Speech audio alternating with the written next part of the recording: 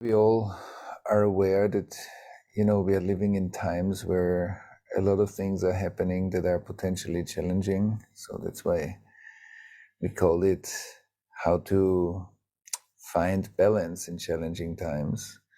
But how can we find balance?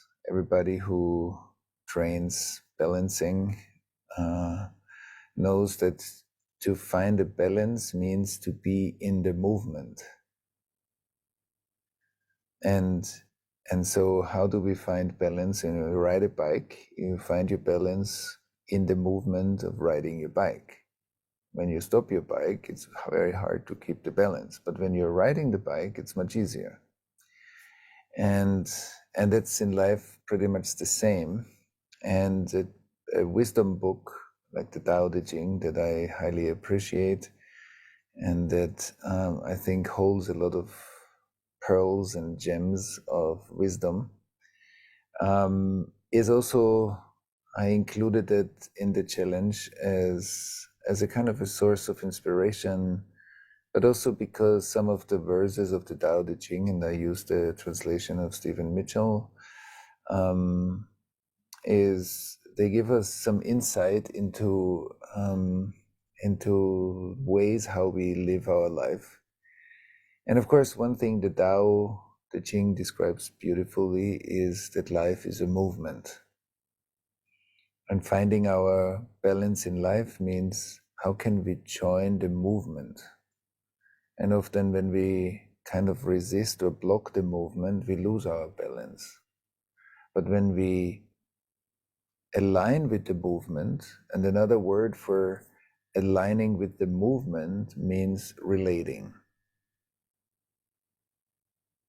And relating reminds me of my interdependence, not my dependence, not my independence, but my interdependence with entire life.